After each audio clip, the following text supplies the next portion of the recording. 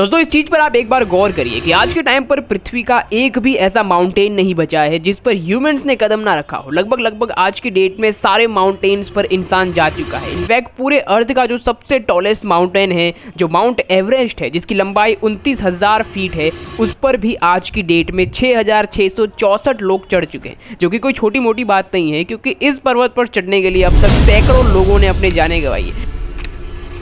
और सबसे इंटरेस्टिंग चीज तो यहाँ पर ये है कि माउंट एवरेस्ट अर्थ का टॉलेस्ट पॉइंट है, यानी कि अगर इस पर्वत पर अगर आप चढ़ गए तो समझ लीजिए कि पूरे अर्थ का जो सबसे टॉलेस्ट पॉइंट है वहां पर आप चले गए। लेकिन अर्थ के सारे माउंटेन्स पर चढ़ने के बावजूद भी, यहाँ तक कि धरती के सबसे ऊंचे पर्वत पर चढ़ने के बावजूद तक भी आज की डेट में सिर्फ और सिर्फ एक ही ऐसा पॉइंट है, सिर्फ और सिर्फ एक ही ऐसा पर्वत है जहां पर आज तक कोई नहीं चढ़ पाया, कैलाश पर्वत। हिंदू धर्म ग्रंथों में कैलाश पर्वत को भगवान शिव का घर बताया गया है। कैलाश पर्वत पर वैसे तो ये माना जाता है कि 11वीं सेंचुरी में सिर्फ एक ही अब तक ऐसे बुद्धिस्ट मॉन्क रहे थे जो यहाँ पर जा पाए थे। लेकिन दोस्तों वो बुद्धिस्ट मॉन्क 11वीं सदी में गए थे और आज 21वीं सदी चल रही है। सोचिए आज के टाइम पर इंसान के पास इतना दिमाग है, इतनी सारी टेक्नोलॉजीज है, हेलीकॉप्टर है, एयरप्लेन है। इंसान चाहे तो अर्थ के किसी भी भाग की डिस्कवरी वो कर सकता है, वहाँ पर हेलीकॉप्टर से भी जा सकता है और बहुत सारे काम कर सकता है, इतनी टेक्नोलॉजी है। लेकिन सारी टेक्नोलॉजी और सारा दिमाग जहां पर काम करना बंद कर देता है वो पॉइंट है कैलाश पर्वत। ये पर्वत धरती का वैसे तो सारे पर्वतों से अलग है और रहस्यों से भरा हुआ है, क्योंकि यहाँ पर आज तक जो भी गया ये निश्चित है कि या तो उसकी रास्ते में ही मौत हो गई हो,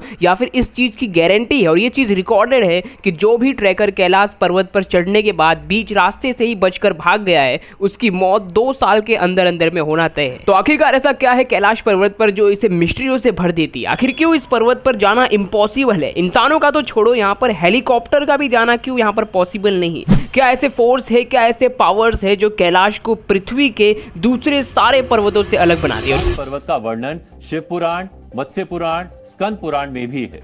तो अगर कैलाश पर्वत की बात करें तो ये तिब्बत के माउंटेन वैलीज में आया हुआ एक ब्यूटीफुल माउंटेन है। अब ऐसी बात यहाँ पर ये नहीं है कि इस पर्वत की हाइट जो है वो काफ़ी ज़्यादा है, बहुत ज़्यादा इसकी बड़ी हाइट है, जिसकी वजह से लोग यहाँ पर आज तक चढ़ ही ना पाए। बल्कि कैलाश पर्वत की अगर आप एक्चुअल हाइट देखोगे तो वो टोटल 6500 मीटर के लगभग ही है। और इसके कंपेरिजन में अगर आप वर्ल्ड के टॉलेस्ट माउंटेन यानी माउंट एवरेस्ट की हाइट को देखोगे तो वो 29,000 मीटर है। पर इन सभी चीज़ों के बावजूद भी यहाँ आज तक सिर्फ एक ही बुद्धिस्ट मॉन्क जा पाए थे, क्योंकि माना जाता है कि इस पर्वत पर एक ऐसी डिवाइन पावर है, एक ऐसी मजेस्टिक पावर्स का प्रेजेंस है जो इस पर्वत को आज की डेट में भी रहस्यमय बनाती है और सभी पर्वतों से अलग बनाती है। इसी वजह से कैलाश पर्वत को कई रिलीजन में गॉड ऑन माउंटेन्स भी कहा जाता है, यानी कि देवताओं का निवास स्थान। कैलाश पर्वत सिर्फ यहाँ पे हिंदू धर्म के लोगों के लिए ही एक पवित्र जगह नहीं है, बल्कि अगर आप देखोगे तो दूसरे रिलीजन यानी कि बुद्धिज्म, जैनिज्म और बौन रिलीजन में भी इस पवित्र जगह को मेंशन किया गया है और इसे बहुत ही डिवाइन जगह मानी जाती है। हिंदू धर्म की बात करें तो हिंदू धर्म के वेद पुराणों में कैलाश पर्वत का मेंशन किया गया है, ये चीज कहकर कि इसे शिवजी का निवास स्थान माना जाता है। और वहीं बुद्धिज्म की बात करें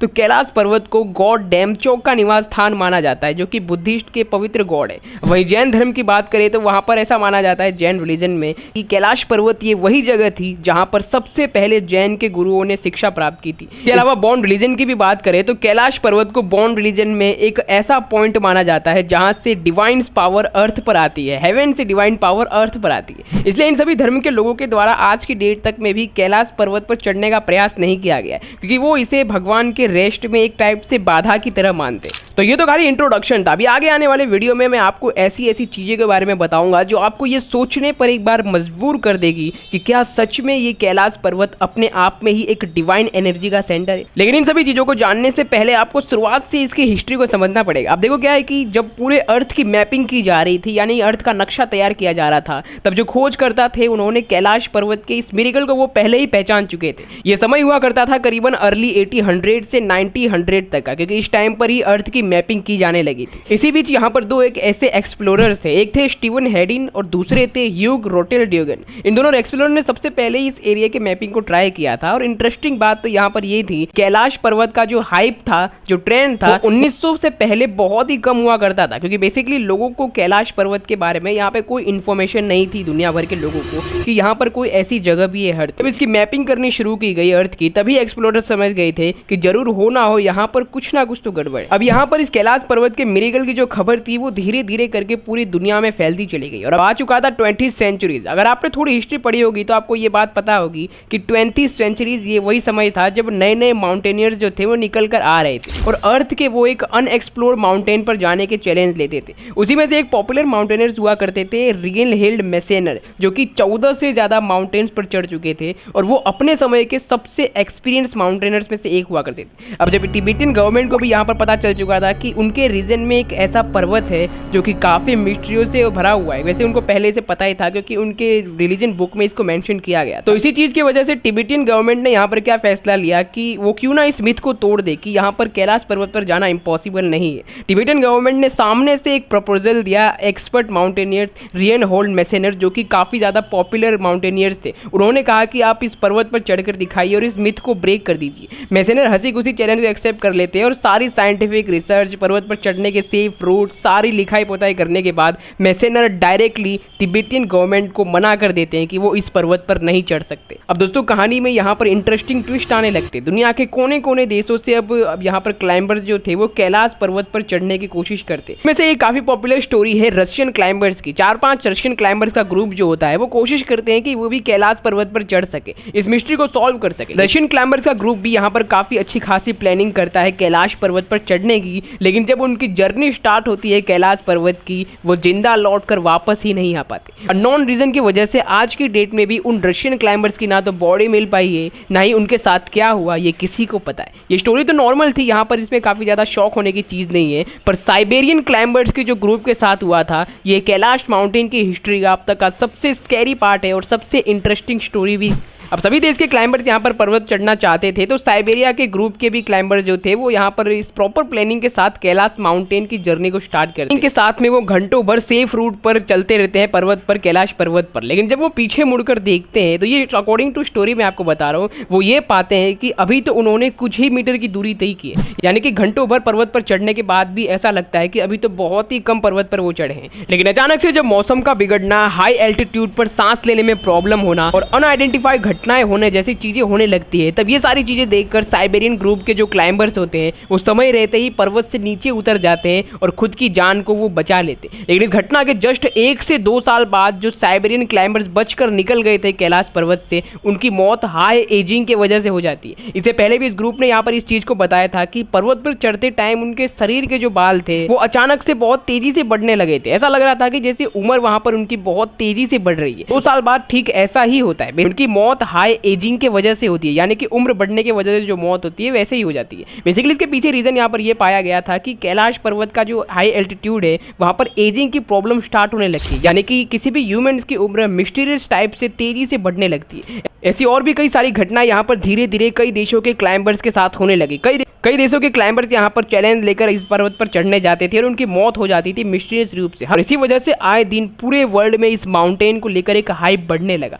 एंड में जाकर साल 2001 में जब तिब्बत के लोगों के द्वारा यहाँ पर भारी विरोध किया जाने लगा कि इस पर्वत पर किसी को भी चढ़ने ना दिया जाए, तो तिब्बतियन गवर्नमेंट ने इस कैलाश पर क्लाइंबिंग के एक्टिविटीज को टोटली बैन कर दिया। और साल 2001 के बाद अभी तक कैलाश पर्वत पर क्लाइंबिंग पूरी तरीके से बैन है। लेकिन अगर हम बात करें आज तक के कैलाश के हिस्ट्रिकल इंपॉर्टेंट इवेंट की, तो ये कहा जाता है कि अब तक और आज की डेट तक सिर्फ एक ही ऐसे व्यक्ति थे जो कैलाश पर जाकर आए थे, और जब वो कैलाश की जर्नी खत्म करके वापस आए थे तो उन्होंने कुछ ऐसी बातें, कुछ ऐसी चीजें कही थी जिसके बाद आने वाले डिकेड्स तक किसी ने भी वहां जाने का ट्राई ही नहीं। उस व्यक्ति का नाम था मिलारेपा। पॉपुलर स्टोरी यहाँ पर यह बताई जाती है कि 11th सेंचुरी में एक बुद्धिस्ट मॉन्क मिलारेपा हुआ करते थे और एक बॉन्क रिलीजन के बॉन्क हुआ करते थे नारो बोनचुंग। इन दोनों के बीच में क्या होता है, कंपटीशन लगाया जाता है। इन दोनों के बीच में कंपटीशन बेसिकली इस चीज को था, जो कैलाश पर्वत पर यहाँ पर चढ़ जाएगा उससे ये प्रूफ हो जाएगा कि किसका रिलीजन रियल है। और ऐसा माना जाता है कि मिलारेपा जो थे वो कैलाश पर्वत पर चढ़ भी गए थे, और जब वो सेफली जिंदा वापस कैलाश पे चढ़ के आए थे तब उन्होंने आसपास के लोगों को एक स्ट्रिक्टली वार्निंग दी थी कि कोई भी कैलाश पर चढ़ने की कोशिश ना करे, क्योंकि ऐसा करना, ऐसी कोई भी एक्टिविटी करना गॉड के रेस्ट में एक टाइप से बाधा यानी कि डिफिकल्ट डिफिकल्टी पैदा करती है। पर ये मिथोलॉजी को साइड में अगर हम रखें और अगर रियल साइंस के बेस पर देखें कि आखिर क्या ऐसे फैक्टर्स है जो कैलाश को एक अनक्लाइम्ड माउंटेन बनाती है साइंस के बेस पर। दोस्तों जितने भी स्टडीज कंडक्ट किए साइंटिस्ट के द्वारा उन सब में एक चीज को तो यहाँ पर कहा गया, एक चीज को तो माना गया कि कैलाश पर्वत पर ग्रेविटेशनल फोर्स जो है वो एकदम अलग तरीके से ही काम करता है। यानी कि कैलाश पर्वत जो है एक टाइम मशीन के कॉन्सेप्ट को सच बताती हुई नजर आती है, क्योंकि अभी तक जितने भी क्लाइंबर्स यहाँ पर जा चुके हैं उनका कहना सिर्फ यही था कि कैलाश पर हाई एजिंग की प्रॉब्लम शुरू हो जाती है, यानी कि उन्हें ऐसा लगता है कि टाइम ट्रैवल तेजी से निकल रहा है। लेकिन दोस्तों यहाँ पर मैंने आपको जो भी चीजें बताई वो कैलाश पर्वत से जुड़ी हुई सारी पॉपुलर स्टोरीज है। यहाँ रियल टाइम प्रूफ, यहाँ पर बहुत सारी चीजों के एविडेंस यहाँ पर अवेलेबल नहीं। तो आपका इस चीज पर क्या कहना है कि सच में यहाँ पर कोई सुपर नेचुरल पावर्स है या फिर कुछ और ही है इसके पीछे की मिस्ट्री? अपनी राय कमेंट में सबके साथ जरूर शेयर करना, और अगर आपको ऐसी ही मिस्ट्रीज वीडियो पसंद आती हो तो हमारे चैनल को सब्सक्राइब जरूर कर देना।